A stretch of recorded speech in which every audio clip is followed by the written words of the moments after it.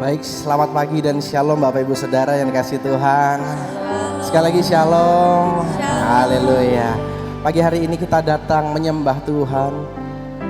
Setiap kita percaya bahwa di dalam hadirat Tuhan kita dipuaskan. Di dalam hadirat Tuhan ada damai sejahtera. Di dalam hadirat Tuhan ada sukacita. Yang percaya katakan amin.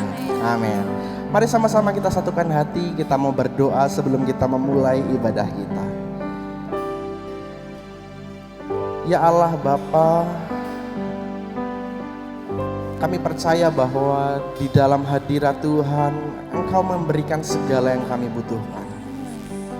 Untuk itu pagi hari ini kami siapkan hati kami siapkan hidup kami untuk kami sama-sama menyembah Tuhan. Karena di dalam hadirat Tuhan kami tahu ada kemenangan. Engkau yang memampukan setiap kami untuk kami melewati masa-masa sukar dalam hidup kami. Untuk itu kami siapkan hati kami lebih lagi untuk menyembah Tuhan. Ini umat-umat-Mu, ini kami para pelayan-Mu, untuk kami menyembah Tuhan bersama-sama. Hanya di dalam nama Tuhan Yesus, kami siap untuk menyembah Tuhan. Haleluya, sama-sama katakan amin Bapak Ibu. Mari angkat hatimu, angkat suaramu, kita nyanyikan pujian ini. Biarkan ini lahir dari hati kita yang menyembah Tuhan. Terima kasih. Ku menyembah dalam kudus hadirat-Mu, hampiri tata kasih karunia-Mu Bapa.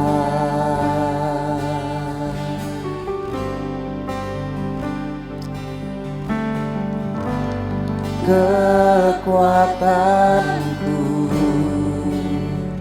hanya dalam hadirat-Mu, Yesusku. Hanya Kaulah segalanya.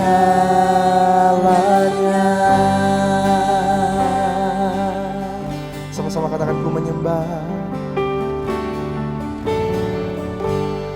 Ku menyembah dalam kudus hadirat-Mu, hampiri tata kasih karunia-Mu Bapa. Ini jadi pengakuan kami Tuhan. Kekuatanku hanya dalam hadirat-Mu, Yesusku. Hanya Kaulah segalanya. Mari sama-sama angkat suara muda nyanyikan. Ku yakin Kau hadir di sini. Ku rasakan kuasa yang tak terbatas. Ku yakin Kau nyata di sini. Kemenangan terjanji di sini. Oh, kami rasakan Engkau. Mari pada Tuhan nyanyikan pujian ini lagi dari awal, katakan. Ku menyembah dalam kekudusan-Mu, kami menyembah, kami angkat suara dan hati kami. Hampiri tata kasih karunia-Mu Bapa. Kami tahu kekuatan kami hanya ada di dalam hadirat-Mu Tuhan. Kekuatanku hanya dalam kami katakan bahwa Engkau segalanya. Hanya Kaulah segalanya, Yesus Kau segalanya. Ku yakin Kau hadir di sini, ku rasakan kuasa yang tak terbatas. Ku yakin Kau nyata di sini, kemenangan terjadi di sini. Ku yakin, ku yakin. Kami tahu Engkau ada di tempat ini ya Tuhan. Ku rasakan kuasa yang tak terbatas. Amin. Amin, amin. Kemenangan terjadi. Mari lagi katakan dengan segenap keyakinanmu. Ku yakin Kau hadir di sini, ku rasakan. Amin. Ku yakin Kau nyata. Amin. Kemenangan terjadi. Mari lagi dengan segenap hatimu katakan ku yakin. Haleluya. Yes, kami tahu Engkau ada di sini. Ku rasakan kuasa yang tak terbatas. Ku yakin Kau nyata di sini, kemenangan terjadi di sini. Mari rumah Tuhan saja katakan ku yakin. Ku yakin Kau hadir di sini. Engkau pribadimu ada di tempat ini Tuhan. Kuasa yang tak terbatas. Ku yakin Kau nyata di sini. Yes, amin, amin, amin.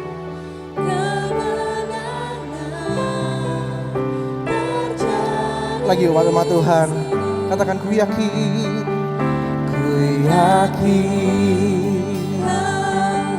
Kami tahu pribadimu bersama dengan kami di tempat ini. Ku rasakan kuasa yang tak terbatas.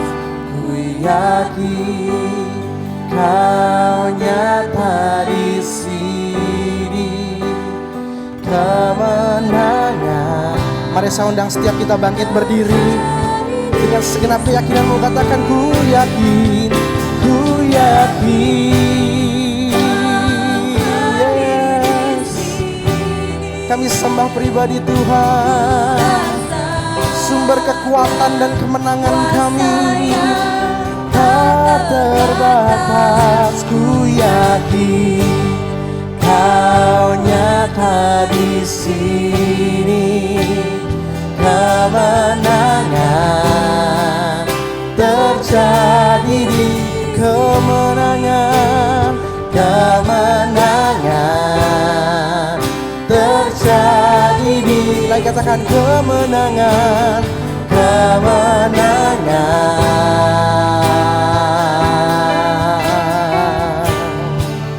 terjadi di sini.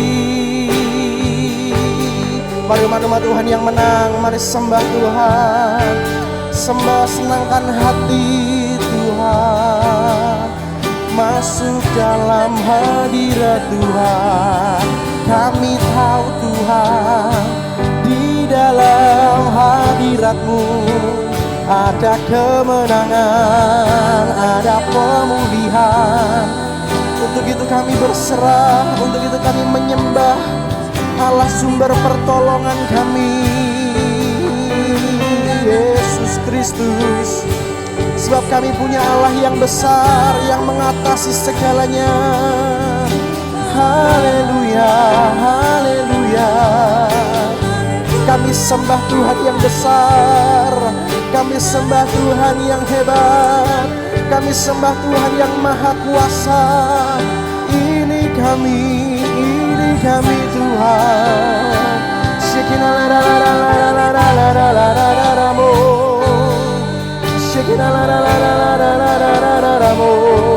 Haleluya, haleluya.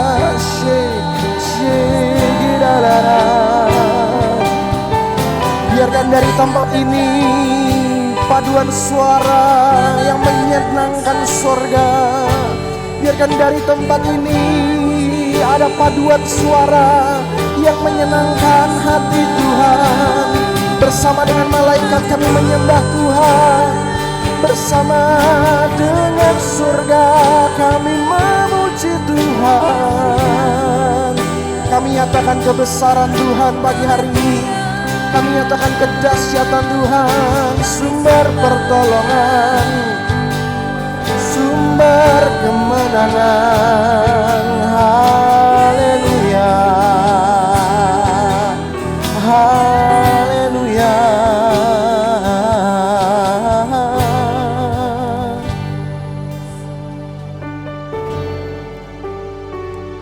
Saat kami datang di dalam hadirat Tuhan, kami tahu kami menghadap Allah yang besar, Allah yang sanggup mengerjakan hidup kami, Allah yang memelihara hidup kami. Untuk itu kami nyatakan kebesaran Tuhan pagi hari ini. Oh Tuhan,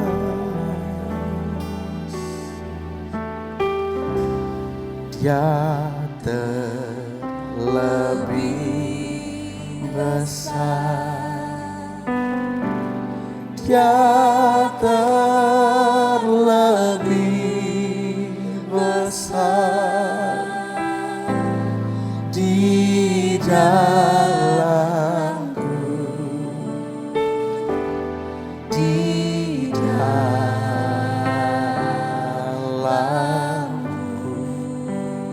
Mari katakan kebesaran Tuhan pagi hari ini. Dia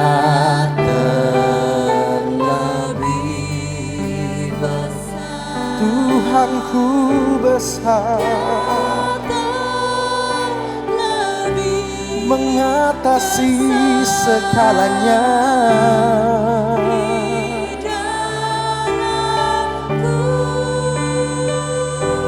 Selama-lamanya. Lagi katakan, Dia terlebih besar, Dia terlebih. Mari katakan Yesus Tuhan, Dia terlebih. Di dalam siapa? Di dalam. Amin. Di dalam kami nyatakan Tuhan, Dia terlebih.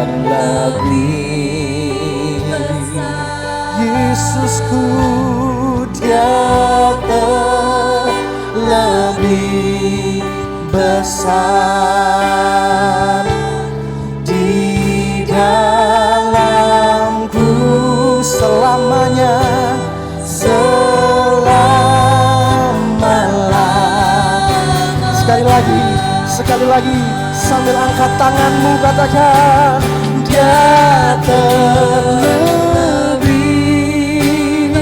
besar. Yes, Dia terlebih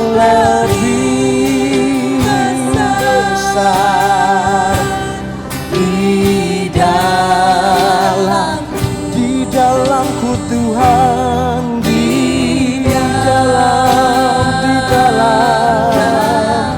Yes, Engkau Allah yang besar.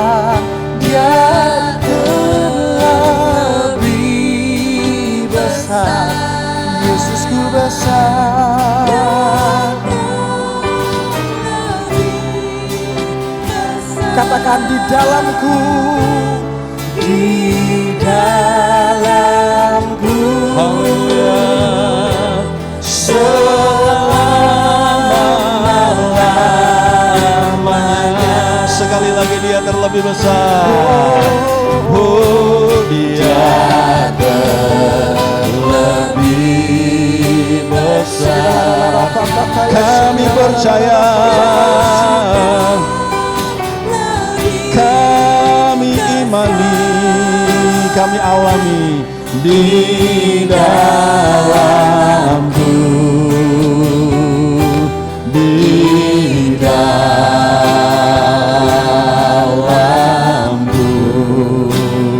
Kau besar, Dia terlebih besar. Dia terlebih besar di dalamku, selama-lamanya. Di dalamku, di dalamku, selama-lamanya. Sekali lagi, katakan Dia ada di dalamku dan selama-lamanya. Yes, kami percaya Tuhan. Selama-lamanya.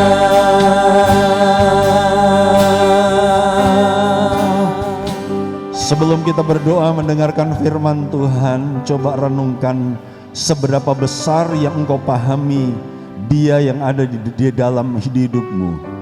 Seberapa besar yang engkau pahami Tuhan yang ada di dalam hidupmu. Sebab pagi hari ini di hati saya, Tuhan taruh sesuatu, bahwa ada beberapa orang yang menganggap Tuhan yang besar itu hanya lebih besar sedikit dari dirimu. Tetapi pagi hari ini Tuhan mau bahwa engkau paham bahwa Dia bukan hanya lebih besar sedikit dari dirimu, tetapi Dia lebih besar dari segala-galanya. Dan sebentar Dia akan berbicara, Dia lebih besar dari segala sesuatu yang terbesar dalam hidup kita. Dia lebih besar dari segala kekuatan yang paling kuat sekalipun di bumi ini. Kami mau dengar firman-Mu Tuhan. Biarkan sepatah kata dari Tuhan menyembuhkan. Amen. Sepatah kata dari Tuhan mengubahkan. Amen. Sepatah kata dari Tuhan memulihkan. Amen. Dalam nama Yesus, haleluya. Amen. Amin. Silakan duduk. Shalom. Sampai kita di sini Tuhan menolong kita. Haleluya. Coba katakan kanan kirimu, tetap merdeka. Katakan begitu. Haleluya, puji Tuhan. Oke, langsung ke PowerPoint saya. Sesuai janji saya, kita akan lanjutkan firman Tuhan minggu lalu. Minggu lalu kita sudah belajar tema ini, Chosen Warrior, prajurit yang terpilih. Lanjut yang berikutnya, dan kita sudah melihat latar belakang dari cerita ini, yaitu ada suku atau ada bangsa Midian yang menindas orang Israel 7 tahun. Dan kemudian mereka suka memusnahkan, mereka suka merampas, mereka suka menjara. Dan mereka itu sangat banyak seperti belalang banyaknya. Lanjut. Kemudian karena Israel mengalami kesusahan, ditindas Midian, maka kemudian mereka berseru kepada Tuhan. Dan karena mereka berseru kepada Tuhan, Tuhan mengutus nabi untuk berfirman. Kemudian Tuhan mengutus malaikat untuk bicara kepada Gideon. Dan pada akhirnya Tuhan sendiri mengutus Gideon, si penakut, si peragu, si tidak percaya diri ini. Dan Tuhan meneguhkan Gideon dengan 3 tanda. Dan Tuhan melatih Gideon untuk berperang, untuk merobohkan terlebih dahulu berhala sesembahan ayahnya, dan kemudian Tuhan meneguhkan Gideon. Yang berikutnya, fakta bahwa pahlawan kita yang kita sedang bahas 2 minggu ini adalah pahlawan yang inferior atau tidak percaya diri. Dikatakan bahwa Israel takut kepada orang Midian, dan Gideon termasuk dalam bilangan orang Israel yang takut kepada Midian. Dan kemudian Israel sangat melarat. Gideon pun mengalami kemelaratan yang sama. Karena itu Gideon mengirik gandum di tempat pemerasan anggur supaya tersembunyi oleh orang Midian. Dan ketika Tuhan berkata, "Pergi, aku mengutus kamu, aku akan menyelamatkan orang Israel," Gideon berkata bahwa sukunya itu paling kecil, kaumnya itu paling kecil dari suku Manasye. Dan kemudian dalam keluarga dia yang paling muda. Tapi Tuhan memilih orang yang lemah ini untuk menjadi perkasa. Katakan sama-sama, yang lemah bisa kuat di dalam Tuhan. 1, 2, 3. Bisa kuat di dalam Lanjut yang berikut. Nah, sekarang ini yang akan kita pelajari. Saya lanjutkan dengan Hakim-Hakim pasal yang ke-7. Saya berharap tidak selama minggu lalu, karena minggu lalu itu ada 40-an ayat ya, 40 ayat. Tapi di pasal 7 ini hanya ada 20-an ayat. Jadi saya berharap tidak selama minggu lalu. Penakut yang berani. Judul yang aneh. Ini takut atau ini berani? Tapi saya mau berkata bahwa di Gideon 2 hal ini ada. Dia penakut tapi dia juga pemberani. Karena ada Tuhan, karena Tuhan latih, karena Tuhan ajar dia. Yang berikut, kita akan coba jawab, klik sekali lagi. Kenapa hanya 300 yang dipilih oleh Tuhan? Lanjut, kita sekarang masuk Hakim-Hakim 7 ayat 1. Bapak Ibu lihat di depan saja, saya sudah tulis semua ayat ada di situ. Hakim-Hakim 7 ayat 1, adapun Yerubbaal, itulah Gideon, bangun pagi-pagi dengan segala rakyat yang bersama-sama dengan dia. Lalu mereka berkemah dekat mata air Harod. Perkemahan orang Midian itu ada di sebelah utaranya, dekat bukit More di lembah. Berapa pasukan yang terhimpun bersama dengan Gideon ini? Klik. Itu ada 32.000. Terdiri dari orang Abieser, suku Manasye, suku Asyer, suku Sebulon, dan suku Naftali. 32.000. Saya mau tanya, lebih banyak pasukan Gideon 32.000 ini atau orang Midian? Kalau kita ingat firman Tuhan minggu lalu, orang Midian, orang Amalek, dan suku-suku di sebelah timur, mereka seperti belalang dan tidak terhitung jumlahnya. Nah sekarang walaupun 32.000 ini banyak, tapi masih terhitung. Jadi 32.000 ini masih lebih kecil, lebih sedikit dibandingkan dengan lawan yang jauh lebih banyak. Jadi 32.000 ini sedikit. Kalau tidak ada bandingannya ya banyak 32.000. Pak, 32.000 itu banyak loh Pak. Tapi faktanya musuh jauh lebih banyak karena tidak terhitung. Lanjut, klik sekali lagi. Saya menyebut 32.000 ini pasukan berani rame. Apa maksudnya? Beraninya kalau rame-rame. Bilang sama-sama, ada pasukan berani rame. 1, 2, 3. Jadi beraninya kalau rame-rame. Siapa mau perang, siapa mau lawan musuh kita 7 tahun, mereka sudah bikin susah kita. Ayo daftar. Kamu daftar ya? Kalau kamu daftar, aku daftar 32.000 saudaraku. Jadi pasukan ikut rame. Jadi mesti tanya dulu, kamu ikut gak? Kalau kamu gak daftar, aku gak daftar. Kalau kamu daftar, aku daftar. Ayo perang yuk. Ayo. Nah, ini pasukan rombongan, pasukan berani rame. Lanjut, ayat yang kedua. Berfirmanlah Tuhan kepada Gideon, terlalu banyak rakyat yang bersama-sama dengan engkau itu. daripada yang kuhendaki untuk menyerahkan orang Midian ke dalam tangan mereka. Alasannya apa? Jangan-jangan orang Israel memegah-megahkan diri terhadap aku sambil berkata, tanganku sendirilah yang menyelamatkan aku.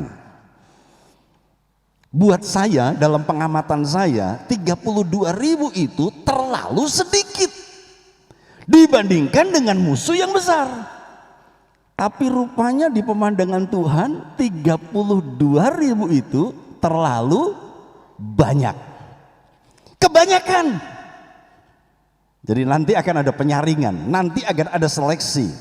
Alasannya apa? Kenapa Tuhan berkata rakyat itu terlalu banyak, jumlah itu terlalu banyak? Yang di huruf putih, jangan-jangan orang Israel memegah-megahkan diri terhadap aku. Kemudian mereka berkata, tanganku sendirilah yang menyelamatkan aku. Ini alasannya. Lanjut yang berikut. Jadi Tuhan mau tidak semua terlibat. Semua orang ingin perang, semua orang ingin maju, tapi Tuhan bilang, aku menghendaki kurang dari itu. Jadi klik alasan yang pertama, kenapa hanya 300 orang yang dipilih oleh Tuhan? Agar Israel tidak sombong. Tuhan ngerti penyakitnya Israel, Tuhan ngerti kelemahan dari umat-umatnya Israel ini, karena mereka sering merasa bangga diri, mereka sering merasa kuat, mereka sering merasa hebat, mereka sering mengandalkan kekuatannya sendiri dan kemudian berkata, tanpa Tuhan aku bisa melakukannya. Dan itu kejatuhan Israel yang berulang-ulang, kesombongan, bangga diri, mengabaikan Tuhan, menomorduakan Dia, kesombongan. Dan Tuhan mau kurangi lagi, supaya engkau ngerti bahwa aku yang berperang, bukan kamu. Kan di kemarin di ayat yang ke-6 Gideon berkata, aku yang paling kecil, kaumku paling lemah. Tetapi Tuhan berkata, aku yang akan berperang, bukan kamu. Ayat yang ketiga, lanjut. Maka sekarang serukanlah kepada rakyat itu demikian, siapa yang takut dan gentar, biarlah ia pulang enyah dari pegunungan Gilead. Lalu pulanglah 22.000 orang dari rakyat itu, dan tinggallah 10.000 orang. Jadi klik, sekarang kita ngerti angkanya. Yang berhimpun tadi 32.000. Karena ketika Gideon mengumumkan siapa yang takut dan gentar, biarlah ia pulang. Dan ayat yang ketiga berkata, pulanglah 22.000 orang, tinggal 10.000. Klik, saya menyebut yang 22.000 ini pasukan berani-beranian. Haleluya. Tadi yang 32.000 apa? Pasukan berani rame. Beraninya kalau rame-rame. Sekarang yang 22.000, engkang ajrih monggo kula sumanggaaken wangsul kemawon. Nah, gitu kan. Ini Gideon Trianto, saudaraku ya gitu. Yang takut sumangga kula sumanggaaken supados wangsul kemawon, sare-sarean leyeh-leyeh kemawon, tinimbang mangke ngibrit wonten ing peperangan. Haleluya. Dan pulanglah 22.000 orang. Ini pasukan berani-beranian. Coba tengok sama sebelah, kamu yang mana? Tanya saudara. Kamu yang mana? Berani rame atau berani-beranian? Tapi oke lah, masih 10.000. Gideon, ya wis mending lah ya, masih ada 10.000. Waduh, kok Tuhan bilang terlalu banyak ya? Klik yang berikut. Jadi Tuhan memulangkan yang takut. Walaupun mereka dipersilahkan pulang sendiri ya, tapi Tuhan sedang memberikan seleksi, memberikan pilihan. Tidak ada paksaan untuk berperang, tidak ada paksaan untuk melayani Tuhan, tidak ada paksaan untuk melakukan sesuatu bagi Tuhan. Yang takut, yang gentar silakan pulang. Jebulannya Yang takut 22.000 orang. Itu mayoritas. Itu sebagian besar. Ternyata sebagian besar takut dan gentar. Klik. Jadi kenapa cuma 300 orang yang dipilih? Alasan yang kedua, Tuhan mencari yang berani. Katakan sama-sama, Tuhan mencari yang berani. Haleluya, puji Tuhan. Ayat 4 lanjut. Tetapi Tuhan berfirman kepada Gideon. Apa? Masih terlalu banyak rakyat. Loh, 32.000 saja sedikit. Sudah pulang 22.000, tinggal 10.000. Kok Tuhan bilang masih terlalu banyak rakyat? Suruhlah mereka turun minum air, maka aku akan menyaring mereka bagimu di sana. Siapa yang kufirmankan kepadamu, inilah orang yang akan pergi bersama-sama dengan engkau, dialah yang akan pergi bersama-sama dengan engkau. Tetapi barang siapa yang kufirmankan kepadamu, inilah orang yang tidak akan pergi bersama-sama dengan engkau, dialah yang tidak akan pergi. Jadi sekarang untuk menyaring mana yang berani, mana yang masuk klasifikasi untuk siap berperang, ada tes.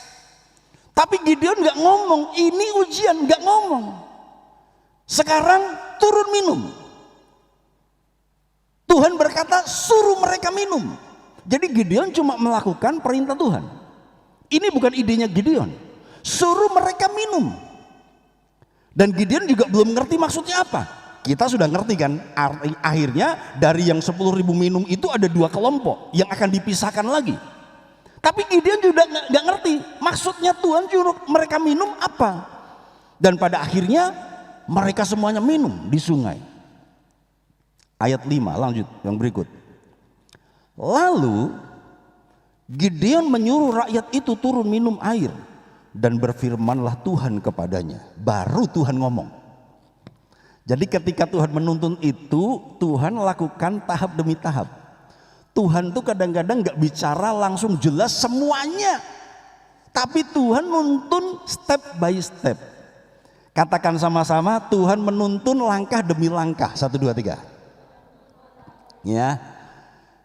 Tuhan ngomong suruh mereka minum. Gideon, pasukan minum semua air.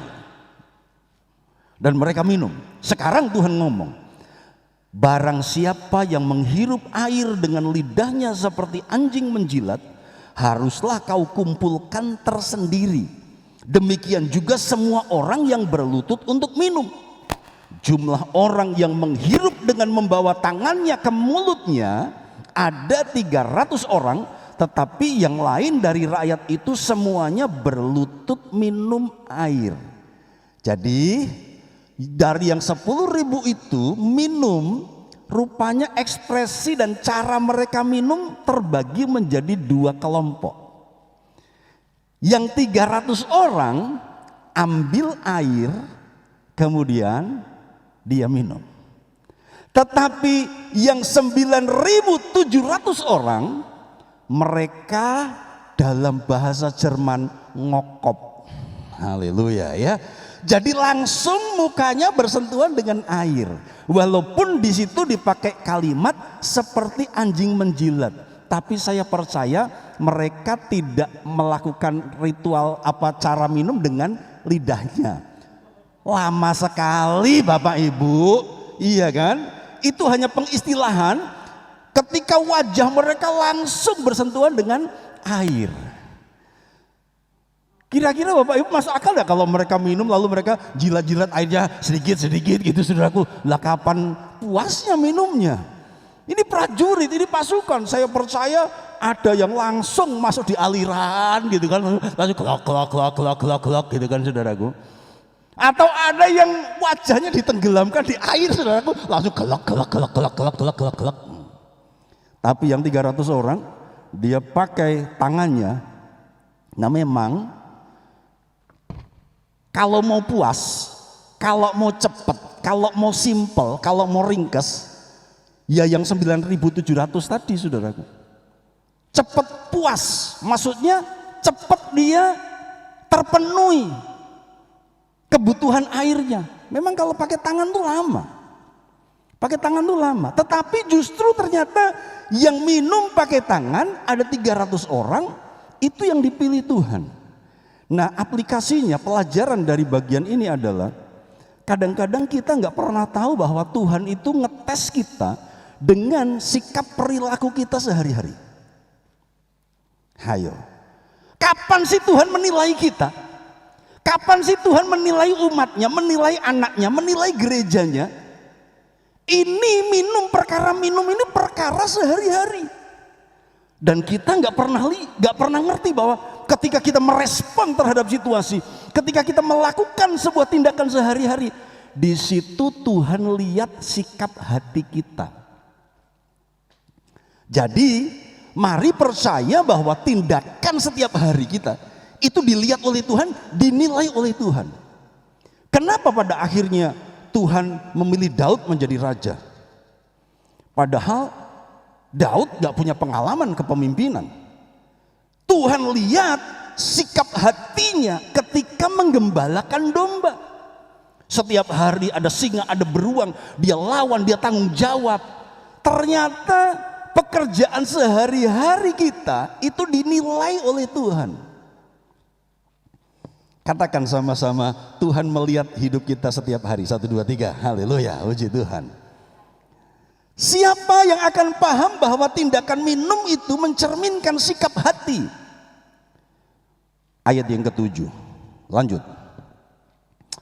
Lalu berfirmanlah Tuhan kepada Gideon, dengan ke-300 orang yang menghirup itu, aku akan kuselamatkan kamu.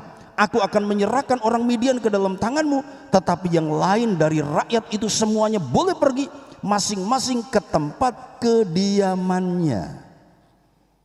Klik.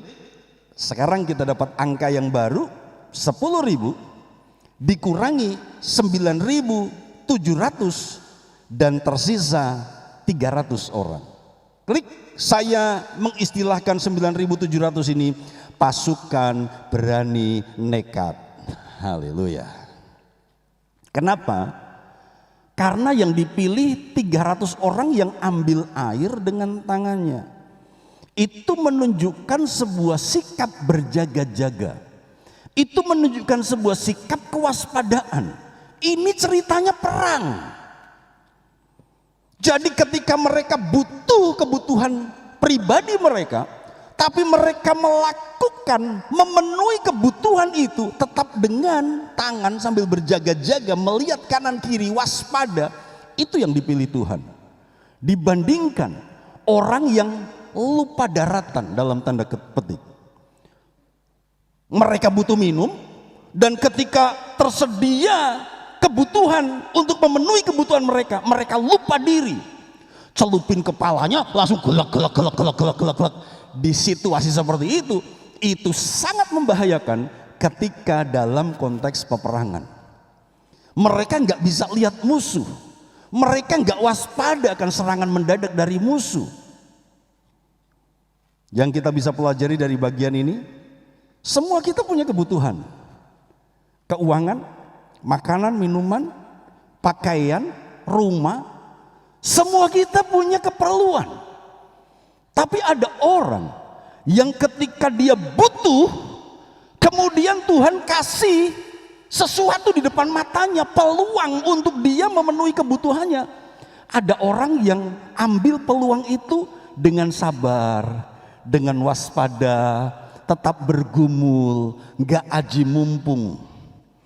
Tapi ada orang yang butuh sebuah kebutuhan, dan kemudian ada aku nih butuh baju baru misalnya, mumpung ada diskon. Nah gitu kan saudaraku. Lalu kemudian berjalan-jalanlah mereka ke planet matahari, saudaraku, kan begitu kan.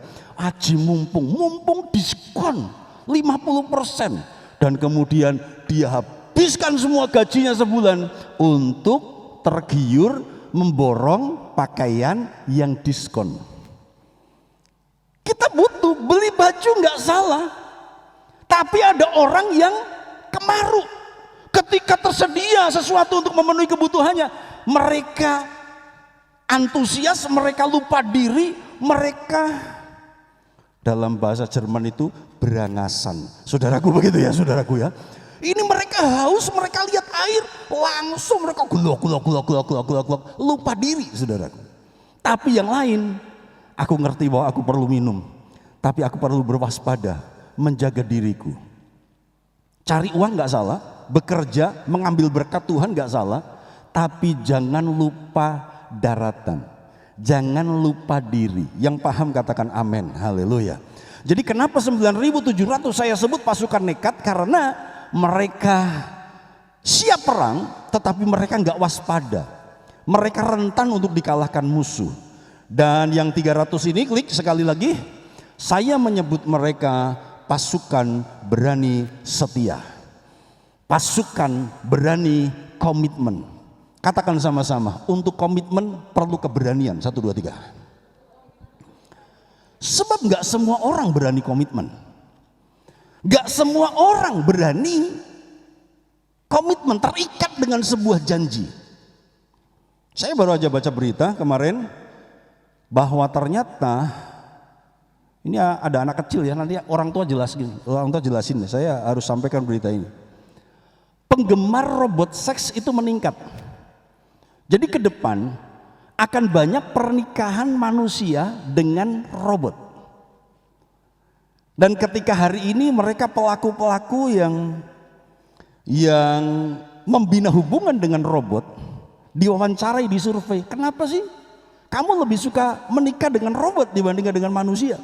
Mereka bilang manusia itu rumit, wanita itu rumit, wanita itu jelimet, susah dipahami hatinya. Kadang-kadang kalau dia ngambek diem aja sampai suaminya nggak ngerti apa sih yang membuat dia diem. Apakah sakit gigi, apakah sariawan, apakah minta uang, kurang perhatian, saudaraku. Manusia itu rumit. Jadi lebih simple untuk membina hubungan dengan robot. Kebutuhanku terpenuhi tanpa dia menuntut aku macam-macam. Ya. Kita mungkin nanti akan ulas bagaimana hukumnya menikah dengan robot. Ya, tentu saya percaya kalau kita sudah dewasa kita udah ngerti hukumnya. Tuhan gak pernah menciptakan robot kan buat Adam dan Hawa. Bagaimanapun juga pernikahan adalah sebuah komitmen. Katakan sama-sama, pernikahan adalah komitmen. 1, 2, 3. Bapak Ibu ngerti gak di barat sekarang sedang ngetren. Aku pengen punya anak tapi gak suka punya pasangan. Itu di barat sedang terjadi tren begitu. Makanya para single-single itu apakah ngangkat anak ataukah berhubungan dengan orang lain tanpa pernikahan. Aku mau punya anak tetapi aku gak mau punya pasangan. Sebab pasangan itu ribet, butuh komitmen. Gak semua orang berani komitmen. Gak semua orang berani, Pak, aku mau melayani, aku mau dukung pelayanan. Pak, aku mau bertumbuh di tempat ini dan aku tanamkan kakiku di tempat ini. Aku komitmen. Aku siap membantu apa yang saya bisa kerjakan untuk pekerjaan Tuhan di tempat ini. Gak semua orang berani komitmen. Dan 300 orang yang terpilih oleh Tuhan, saya berkata, ini pasukan yang berani setia, pasukan yang berani komitmen. Jadi untuk setia itu butuh komitmen. Yang berikut, alasan ketiga. Jadi Tuhan mencari yang waspada. Supaya nggak sombong. Kenapa cuma 300? Supaya nggak sombong. Yang kedua, Tuhan mencari yang berani. Dan yang ketiga, Tuhan mencari yang waspada. Ayat 8, lanjut. Dari rakyat itu mereka mengambil bekal dan sangkakala. Demikianlah seluruh orang Israel disuruhnya pergi. Masing-masing ke kemah. Tetapi ke-300 orang itu ditahannya. Adapun perkemahan orang Midian ada di bawahnya di lembah. Klik. Nah, yang 22.000 itu tadi pulang sendiri. Yang takut, yang gentar silahkan pulang. Mereka pulang sendiri. Tapi yang 9.700 itu disuruh pulang sama Gideon. Sekarang pulanglah ke rumahmu. Pulanglah ke kemahmu. tapi yang 300 orang ditahan. Nah sekarang coba tanya, kita ini golongan yang pulang sendiri, pergi sendiri, atau disuruh pergi, atau dipertahankan? Bilang sama sebelah, aku mau jadi yang dipertahankan. Bilang begitu saudaraku, puji Tuhan, haleluya ya. Saya berharap setiap kita jadi orang yang dipertahankan. Ada orang yang pamit dengan sukarela, dengan kemauan dia sendiri, dia pulang, dia pergi, dia meninggalkan. Tapi ada orang lain yang harus sekarang kamu pulang. Nah dalam pengembalaan kadang-kadang begitu terjadi saudaraku. Ada yang pamit sendiri, ada yang tidak usah di sini lagi sekarang. Karena Paulus juga mengatakan begitu. Kalau dia menghamiri, kalau dia jadi ragi, harus tegas, jangan di sini lagi. Begitu ya. Dan tetapi ada 300 orang yang dipertahankan. Nah, saya berdoa semua yang hadir pagi hari ini, saat ini engkau yang mendengar secara online, biarkan engkau memahami bahwa engkau adalah golongan yang dipertahankan. Engkau adalah orang yang setia, engkau adalah orang yang komitmen, engkau orang yang akan melihat mujizat. Yang setuju katakan amin, haleluya. Bilang sama sebelah, kita akan melihat mujizat. Katakan haleluya, puji Tuhan. Ayat 9 lanjut. Pada malam itu berfirmanlah Tuhan kepadanya, bangunlah, turunlah menyerbu perkemahan itu, sebab telah kuserahkan itu ke dalam tanganmu. Tuhan ngomong lagi, sekarang waktunya kamu bertindak, sekarang waktunya kamu bergerak, sekarang waktunya kamu bangun. Ayat 10. Ini aneh. Ayat 10 dan ayat 11. Tuhan ngomong sama Gideon, tetapi jika engkau takut untuk turun menyerbu, turunlah bersama dengan pura bujangmu ke perkemahan itu. Maka kau dengarkanlah apa yang mereka katakan kemudian. Engkau akan mendapat keberanian untuk turun menyerbu perkemahan itu. Yang kuning, lalu turunlah ia bersama dengan pura bujangnya itu sampai kepada penjagaan terdepan laskar di perkemahan itu. Bapak Ibu bisa simpulkan dua ayat ini? Kesimpulannya apa? Gideon masih takut saudaraku. Tuhan sudah ngomong, Gideon, sekarang serbu, aku menyertai engkau. Tapi Tuhan tuh paham kok perasaan kita ya. Tuhan itu paling memahami dan paling mengerti. Tuhan ngomong, tapi kalau engkau takut, ajaan bujangmu, ajaan wakilmu. Haleluya, puji Tuhan. Satu kali pernah terjadi gereja ini masalah dengan PLN. Jadi Natal tahun keberapa itu kita lost room. Jadi meteranya dibuka kan saudaraku, buka jebret. Dan rupanya pihak PLN itu lupa nyegel lagi setahun lebih. Jadi kita baru sadar, loh kok belum disegel, kita lapor. Dan ketika kita lapor, kita yang dicurigai macam-macam. Jadi kemudian mereka hitung, Pak setahun itu dendanya sekian juta. Waduh, saya langsung tiung, saudaraku, loh ini salah pegawaimu. Enggak nutup lagi meterannya kok sekarang, coba dicek sekarang dihitung. Ya Pak, kami sudah hitung, memang kalau dihitungan ini pemakaian kecil. Saya bilang ini dipakai cuma hari Minggu, enggak mungkin dendanya sekian, bla bla bla bla bla bla bla. Akhirnya mereka pulang, Pak kami tetap mau proses. Saya waktu itu nemuin mereka pakai celana pendek, pakai kaos lubang-lubang, saudaraku, begitu kan. Saya sedang jadi kostor, saya sedang ngatur-ngatur bersih-bersih. Besoknya saya datang ke kantor, saya pakai baju rapi, saya pakai dasi, saudaraku, saya pakai akik yang paling gede, haleluya, puji Tuhan. Dan tak temuin itu orangnya, selamat siang Pak, dia kaget loh.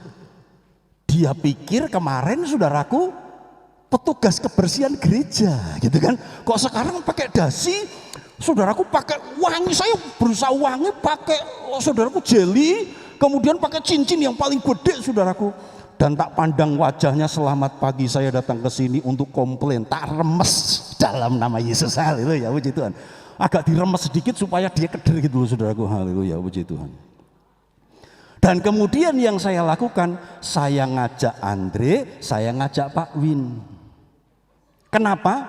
Karena takut saja nih. Sebenarnya grogi, saudaraku, grogi. Tapi kan dalam pertempuran itu tidak boleh menunjukkan bahwa kita itu down, saudaraku, begitu. Saudaraku, Bapak Ibu lihat kalau petinju itu mau tarung, sebelum tarung wasitnya di tengah, mereka pandeng-pandengan, saudaraku. Ngerti kenapa mereka pandeng-pandengan? Bisa jadi, saudaraku. Lawan Mike Tyson begitu, saudaraku, padahal ngoplok juga, saudaraku, ngoplok juga. Pandeng-pandengan untuk mengurangi rasa takut. Atau makan permen karet. Kalau pelatih sepak bola, Bapak Ibu ngerti? Ferguson, saudaraku, ya, mantan pelatih MU, saudaraku, kalau ngelatih sementara lihat pemainnya nyami aja, saudaraku. Nyami aja. Apa sih kenyangnya makan permen karet, saudaraku? Tapi itu meredakan ketegangan. Jadi saya ajak Pak Win, saya ajak Andre, saudaraku, untuk ke PLN. Dan ternyata setelah diteliti dan diverifikasi, mereka minta maaf. Pak, ternyata setelah diverifikasi ada bukti memang pemakaiannya kecil kok, nggak sampai segitu. Kami nggak jadi denda. Itu kesalahan petugas kami minta maaf. Bukan karena akiknya, saudaraku, bukan, saudaraku, ya. Tetapi itu tadi turun ke perkemahan ngajak bujangnya. Haleluya. Jadi kenapa kemarin hari Senin saya ngajak pasisten Astor mengunjungi satu keluarga, pasisten pastor ngajak keluarga, saudaraku, saya ajak mereka untuk mengunjungi satu keluarga. Sebenarnya takut. Enggak. Iya, puji Tuhan. Pak Daniel ada? Pak Daniel ada? Pak Daniel? Datang. Oh ya, ini ada Pak Daniel baru pertama kali hadir di tempat kita. Coba tepuk tangan dulu, saudaraku, puji Tuhan. Tepuk tangan. Dan kalau minggu lalu yang hadir cuma Bu Grace. Bu Grace mana? Ada, oh ya, mereka di belakang, suami istri. Mereka kemarin cuma Bu Grace, sekarang ngajak suami dan ketiga anaknya. Angel mana Angel? Angel, Kevin, satu lagi? Jenny mana? Oh, ada di belakang. Ada 4 orang yang baru pertama kali hadir. Kita nyanyi sekarang. Nah, yuk kita nyanyi, Pak. Kita mau kasih hadiah, ya. Angel, Om mau kasih hadiah buat Angel, buat Kevin, buat Jenny. Nanti pulang jangan pulang dulu sebab ada hadiah dari om-om, dari eyang-eyang, dari mama eyang, dari apa semua. Maknom apa? Oh, Maknom itu trademarknya Hazel. Saudaraku, apa lagi ya? Kita mau nyanyi, kita mau kasih hadiah buat Pak Daniel, Angel, Kevin dan juga Jenny. Haleluya.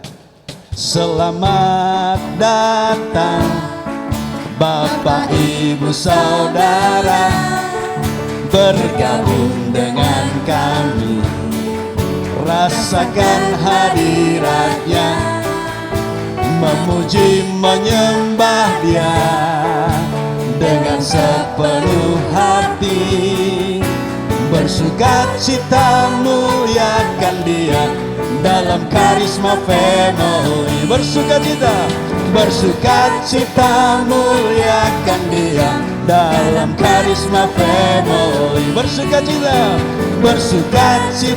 muliakan Dia dalam karisma family. Haleluya. Selamat datang saudara-saudaraku, anak-anakku. Kalian bukan orang lain lagi, ya. Sudah turun. Haleluya. Ya, silakan. Ya. Kalau sudah di atas itu ingatlah turun, gitu ya. Kalau sudah duduk jangan lupa berdiri. Haleluya. Nanti sore mungkin ada satu lagi yang baru akan datang, ya. Mereka karyawan-karyawan di tempuran yang direkomendasikan Pak Dwi untuk ibadah di tempat ini. Yang lalu 2 minggu ada 2 nona, ya. 2 nona orang Sumatera Utara yang datang dan nanti sore mungkin mereka akan ajak satu lagi. Oke, jadi ternyata Gideon masih takut, saudaraku. Tuhan sudah berkata serbu, turun. Tapi kalau engkau takut, engkau turun ke perkemahan itu. Kenapa ayat ini aneh? Yang pertama, karena ternyata ketakutan itu masih ada pada diri Gideon. Karena ternyata dia turun, dia ajak bujangnya. Tapi untuk membuktikan ini juga perlu keberanian. Coba Bapak Ibu ada di posisi Gideon. Kalau engkau takut, engkau turun ke perkemahan musuh. Walaupun ngajak temen, walaupun ngajak asisten. Saya sekarang kemana-mana berusaha ngajak asisten, saudaraku. Satu kali saya ke acara dan kemudian ketemu anak AF, satu orang AF, Armada Finance. Dan kemudian dia tanya, "Pak, mana tangan kanannya?" Dia tanya, karena AF, saudaraku. Dia menanyakan tangan kanan itu, rupanya dia menanyakan Pak Andre. Jadi buat dia Pak Andre itu tangan kanan saya, gitu kan. Saya ngomong, "Pak, sendirian mau, mana tangan kanannya?" "Itu ada." Saya tunjuk, "Mana?" Saya nunjuk istri saya, saudaraku. "Loh, bukan, maksudnya Andre." "Oh, kalau Andre itu tangan kiri. Itu dia tangan kanan." Saya bilang begitu, saudaraku. Saya ngomong gitu. "Sorry Andre, kamu tangan kiri." Andre dan Agus tangan kiri. Haleluya. Rupanya dia pikir Pak Andre itu tangan kanan saya. "Mana tangan kanannya?" Rupanya dia nanyakan aja, bilang, "Itu sana." "Loh, bukan ibu, maksudnya Andre." "Oh, kalau dia tangan kiri, ini tangan kanan." Gitu, saudaraku ya. Haleluya. Nah, ini Gideon dia turun dengan tangan kirinya. Karena tangan kanannya Bu Gideon. Gitu kan. Tangan kanannya Bu Gideon. Saudaraku, dia ngajak tangan kirinya, asistennya turun, tapi itu pun perlu keberanian. Makanya jangan salahkan judulnya, karena judulnya penakut yang berani. Kalau engkau takut, turun ke bawah, tapi ajakan bujangmu, ajakan asistenmu. Dia juga perlu keberanian, gitu kan. Nah, Tuhan bilang, kalau kamu turun, nanti kamu dengar omongan mereka. Mereka lagi ngomong sesuatu, dan hasil dari kamu mendengar itu, kamu akan dapat keberanian. Wah, ini aneh lagi nih, apa yang mereka omongkan? Ayat 12 lanjut. "Adapun orang Midian dan orang Amalek dan semua orang dari sebelah timur itu bergelimpangan di lembah itu seperti belalang banyaknya, dan unta mereka tidak terhitung seperti pasir di tepi laut banyaknya." Ini yang membuktikan tadi 32.000 pasukan Gideon itu masih kecil sebenarnya. Tapi mereka dihitung seperti pasir di tepi laut banyaknya. 13. Ini menarik. Ketika Gideon sampai ke situ, kebetulan, saya kasih warna merah kebetulannya. Nanti kita akan simpulkan kata ini. Ketika sampai ke situ, kebetulan ada seorang menceritakan mimpinya kepada temannya. Katanya, "Aku ngimpi tampak sekeping roti jelai terguling masuk ke perkemahan orang Midian. Setelah sampai ke kemah ini, dilanggernyalah kemah ini sehingga roboh dan dibongkar bangkirkannya. Demikianlah kemah ini habis runtuh." Jadi ketika Gideon turun sama bujangnya, dia nguping pembicaraan pengawal, dia nguping pembicaraan musuh. Ternyata ada orang yang ngomong, "Aku kok ngimpi aneh ya. Ada sekeping roti jelai terguling masuk ke perkemahan. Dan kemudian membuat perkemahan ini dibongkar bangkirkan sampai habis runtuh." Rupanya itu mimpi yang diciptakan Tuhan kepada musuh Israel. Itu mimpi dari Tuhan untuk mengintimidasi mereka. Klik. Jadi kesimpulan dari ayat ini, kebetulan itu adalah kesengajaan Tuhan. Katakan sama-sama, buat orang percaya ndak ada kebetulan. 1, 2, 3. Gak ada yang kebetulan. Pas Gideon sampai ke situ, pas mereka cerita ngimpi yang diakibatkan oleh Tuhan. Jadi kenapa saya selalu memberkati jemaat dengan keberuntungan yang ajaib? Karena buat orang percaya nggak ada kebetulan. Semuanya rancangan Tuhan. Corona ada bukan karena kebetulan, karena semuanya diizinkan Tuhan, gitu ya. Lanjut 14 dan 15. Nah, apa arti dari mimpi itu? Mereka masih ngobrol nih musuhnya. Lalu temannya menjawab, "Ini tidak lain dari pedang Gideon bin Yoas, orang Israel itu. Allah telah menyerahkan orang Midian dan seluruh perkemahan ini ke dalam tangannya." Segera sesudah Gideon mendengar mimpi itu diceritakan dengan maknanya, sujudlah ia menyembah. Kemudian pulanglah ia ke perkemahan orang Israel lalu berkata, "Bangunlah, sebab Tuhan telah menyerahkan perkemahan orang Midian ke dalam tanganmu." Jadi sekarang Gideon mendapatkan peneguhan lagi bahwa dia dipilih untuk menghancurkan perkemahan Midian. Peneguhannya dari mana? Dari musuh. Bapak Ibu, para pembenci kita, orang-orang yang membuat kita sakit hati, bisa saja mereka pada akhirnya menyimpulkan kita disertai Tuhan. Orang yang membawa lari uangmu, orang yang menyakiti hatimu, orang yang merugikan engkau, orang yang sentimen, selalu mencelakakan dan mendiskreditkan hidupmu, bisa jadi satu kali mereka dikasih mimpi sama Tuhan dan pada akhirnya mereka berkata, memang kok dia itu disertai Tuhan. Dan ketika Gideon dengar itu, perkataan itu muncul dari musuh yang akan dihancurkannya, maka dia muncul keberanian. Dan dia nggak lupa sujud menyembah dulu. Terima kasih Tuhan. Ini waktunya aku bergerak. Ini waktunya aku tempur. Ayat 16. Sesudah itu dibaginyalah ke 300 orang itu dalam 3 pasukan. Jadi 100-100 ya. Ke tangan mereka semuanya diberikan sangkakala dan buyung kosong dengan sulu di dalam buyung itu. Dan berkatalah ia kepada mereka, perhatikanlah aku dan lakukanlah seperti yang kulakukan.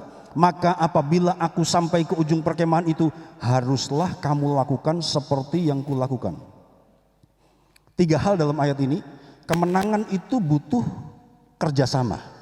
Dibagi 3 pasukan, 100-100. Katakan sama-sama, kemenangan butuh kerjasama. 1, 2, 3. Yang kedua, kemenangan butuh strategi.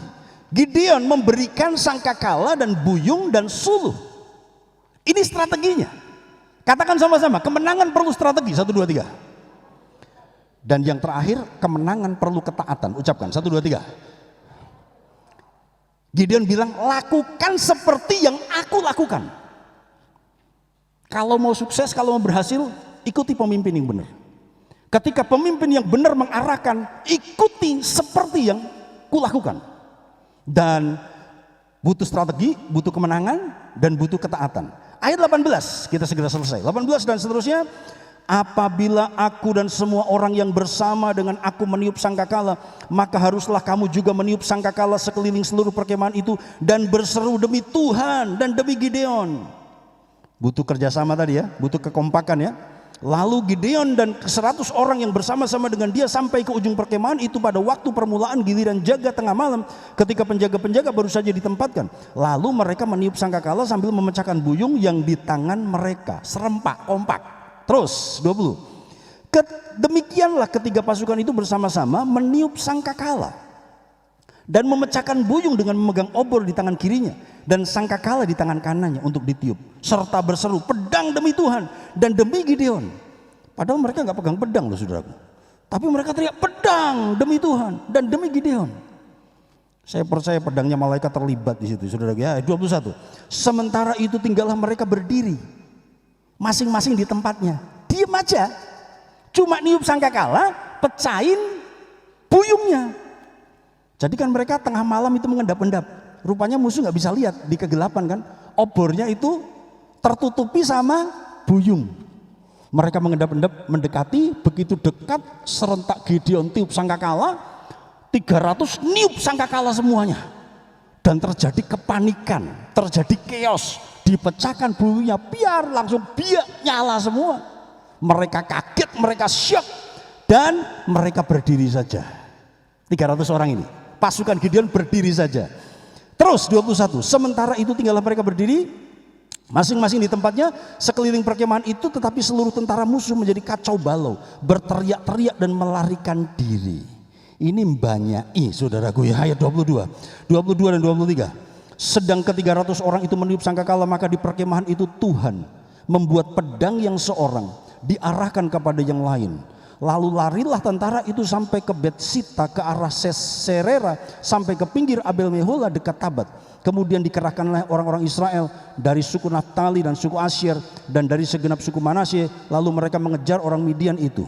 Pada akhirnya ceritanya nanti Efraim juga terlibat, suku Efraim terlibat. Jadi ada beberapa suku ya, Naftali, Asyer, saudaraku Manasye, dan kemudian Efraim juga pada akhirnya terlibat. Intinya Gideon memenangkan peperangan.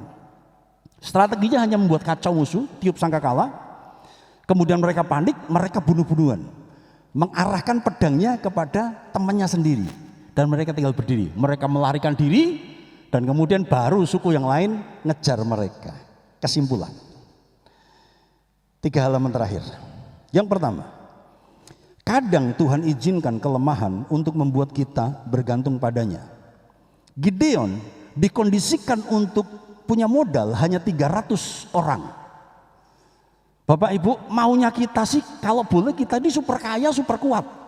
Kalau kita ditanya, daging kita ini akan berkata, kalau aku bisa jadi orang yang super kaya, aku senang. Kalau pengen beli apa-apa itu pengen beli langsung, nyoh. Nggak usah bergumul. Tapi kenapa hari ini keuangan kita terbatas? Kadang-kadang Tuhan izinkan keterbatasan ada pada kita supaya kita bergantung sama Tuhan. Hari ini kita pengen beli sesuatu, mikir dulu. Bisa apa enggak ya? Mampu apa enggak ya? Kalkulasinya mikir dulu. Dan beberapa kelemahan itu ada dalam hidupmu supaya kita tidak sombong, supaya kita bergantung sama Tuhan. Kalau ini semua bisa lewat, ini karena pekerjaan Tuhan, bukan karena kekuatanku. Yang kedua, yuk baca sama-sama yang kedua, 1, 2, 3. Kemenangan bisa diawali ketidakberdayaan. Kalau hari ini engkau sedang tidak berdaya, jangan khawatir, karena itu bisa jadi awal dari kemenangan. Itu awal dari mujizat. Yang nomor 3, yuk kita baca sama-sama, 1, 2, 3. Kecil yang disertai Tuhan sama dengan besar, sedikit yang disertai Tuhan sama dengan banyak. Yang setuju katakan amin. Di dalam Tuhan itu kecil bisa jadi besar, sedikit bisa jadi banyak. Yang keempat, mari baca sama-sama, 1, 2, 3. Keanehan adalah kenormalan Tuhan. Kalau enggak aneh itu bukan Tuhan namanya. Kalau enggak berbeda itu bukan Tuhan namanya. Jadi keanehan buat orang percaya adalah kenormalan Tuhan. Lanjut, 2 halaman terakhir. 1 Samuel 14 ayat 6. Saya mengutip ini perkataan Yonatan bin Yonatan bin Saul, saudaraku, haleluya. Ini perkataan Yonatan bin Saul. Iya, gitu kan. Kalau yang di tempat ini Yonatan bin Purwanto, saudaraku ya, haleluya. 1 Samuel 14 ayat 6. Sebab bagi Tuhan tidak sukar untuk menolong, baik dengan banyak orang maupun dengan sedikit orang. Kalau ini diaplikasikan dalam hidup kita, buat Tuhan itu mudah untuk menolong, baik dengan sedikit uang atau dengan banyak uang. Setuju Bapak Ibu? Bagi Tuhan mudah untuk menolong, banyak dukungan atau sedikit dukungan. Bapak Ibu, buat Tuhan gak susah. Jadi Yonatan, ini perkataanmu Yonatan, haleluya ya. Buat Tuhan mudah buat hidupmu untuk mengalami mujizat Tuhan, apapun situasi di sekeliling. Ini perkataan Yonatan bin Saul. Kemudian Matius 22 ayat 14. Yuk baca sama-sama, 1, 2, 3. Sebab banyak yang dipanggil tetapi sedikit yang dipilih. Klik halaman terakhir. Kesimpulan akhirnya, Tuhan mencari kualitas dan bukan sekedar kuantitas. Mari jadi orang-orang yang berkualitas, yang terpilih, yang dipertahankan. Walaupun kecil, walaupun lemah, tetapi disertai Tuhan dan engkau melihat mujizat. Amin firman Tuhan, mari kita mengucap syukur. Terima kasih Tuhan Yesus buat firman-Mu. Biarkan engkau berbicara lebih lanjut. Dan biarkan firman Tuhan ini membangkitkan. Ku kan terbang tinggi bagai raja wali di atas segala persoalan hidupku, dan aku percaya saat ku bersama Dia tiada yang mustahil bagi Dia. Ku kan terbang tinggi bagai raja wali di atas segala persoalan hidupku, dan aku percaya saat ku bersama Dia tiada yang mustahil bagi Dia. Ku kan terbang tinggi bagai raja wali di atas segala persoalan hidupku, dan aku percaya saat ku bersama Dia, tiada yang mustahil bagi Dia.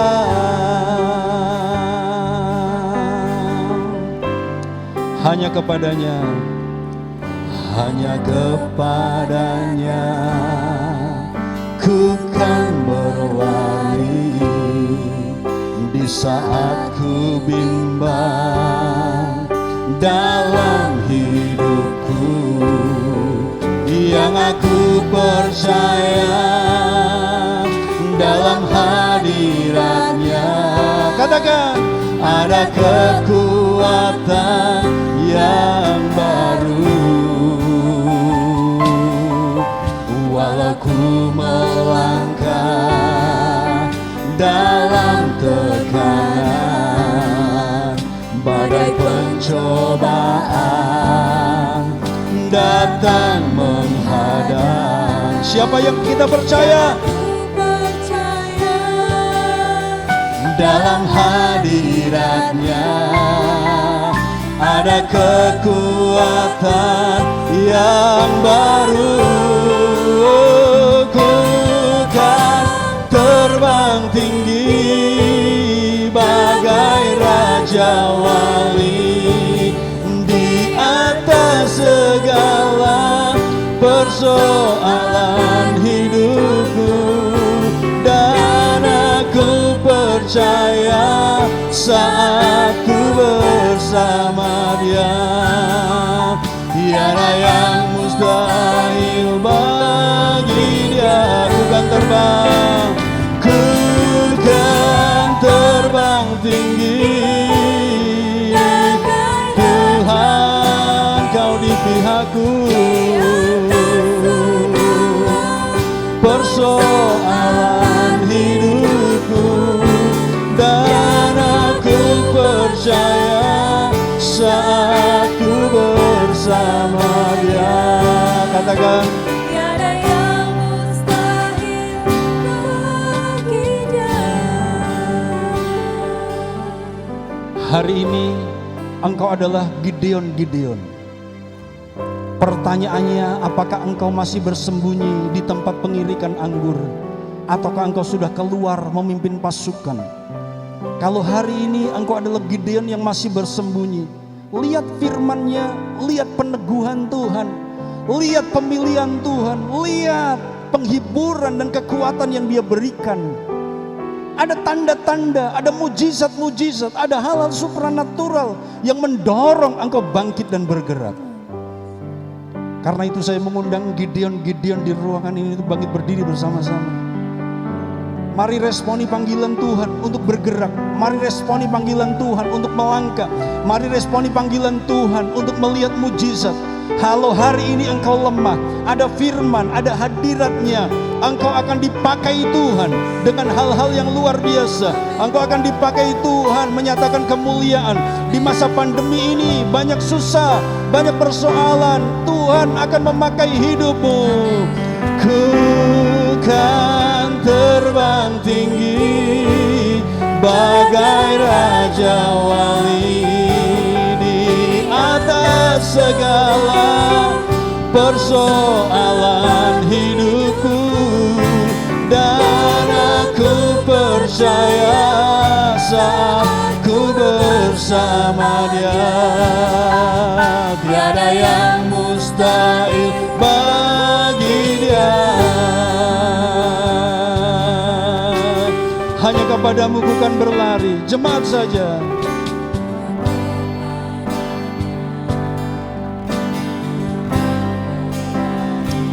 Ada tempat engkau berlari, umat-umat Tuhan.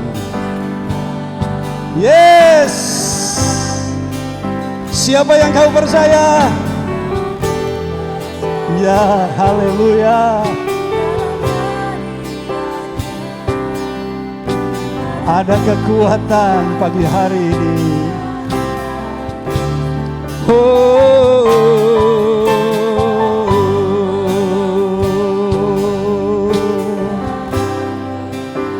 Ada tekanan, melangkah saja. Ada badai, maju saja. Sebab ada yang kita percaya. Dalam hadiratnya ada kekuatan yang baru. Ku kan terbang tinggi bagai raja wali di atas segala persoalan hidupku. Dan aku percaya saat ku bersama Dia, tiada yang mustahil. Ku kan terbang tinggi, ku kan terbang tinggi bagai raja wali di atas segala persoalan hidupku. Dan aku percaya saat ku bersama Dia, tiada yang mustahil bagi Dia, tiada yang mustahil, tiada yang mustahil bagi Dia, tiada yang mustahil, tiada yang mustahil bagi Dia. Mari sebelum pulang sembah Dia, terima kekuatan yang baru. Tuhan sedang mengurapi engkau dengan kemenangan. Tuhan sedang mengurapi engkau dengan kekuatan mujizat.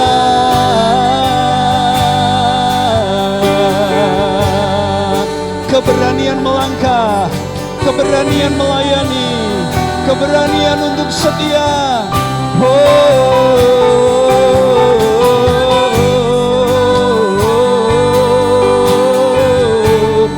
Yara la rabashe te kere le rebaso, yara la ramase, yara la rabara la ramo.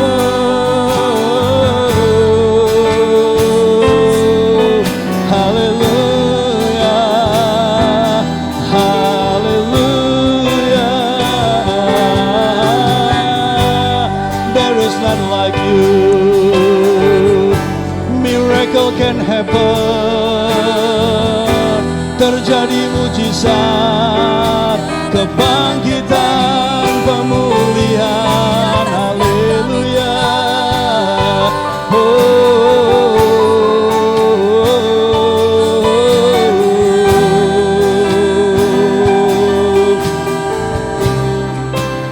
Terima kasih Tuhan.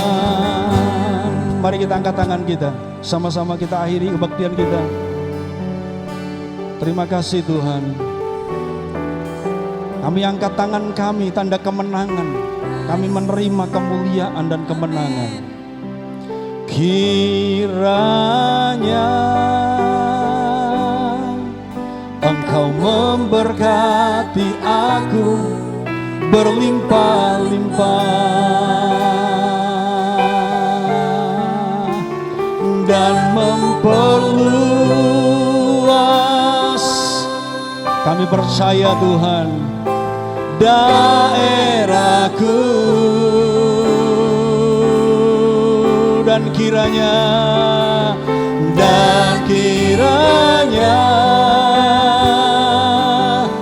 tangan-Mu menyertai aku dan melindungi aku daripada malapetaka, sehingga kesakitan tidak menimpa aku. Dan sekarang terimalah keberhasilan yang maksimal. Terimalah perlindungan yang sempurna. Terimalah keberuntungan yang ajaib. Pulanglah bawa berkat dari Allah Bapa, kasih sayang anaknya yang tunggal, persekutuan Roh Kudus memulihkan, menyertai roh jiwa tubuhmu sempurna tak bercacat. sampai Yesus datang menjemput gereja. Dalam berkat nama Tuhan Yesus Kristus, haleluya. Amin. Shalom, berkat dalam, selamat pulang, Tuhan memberkati.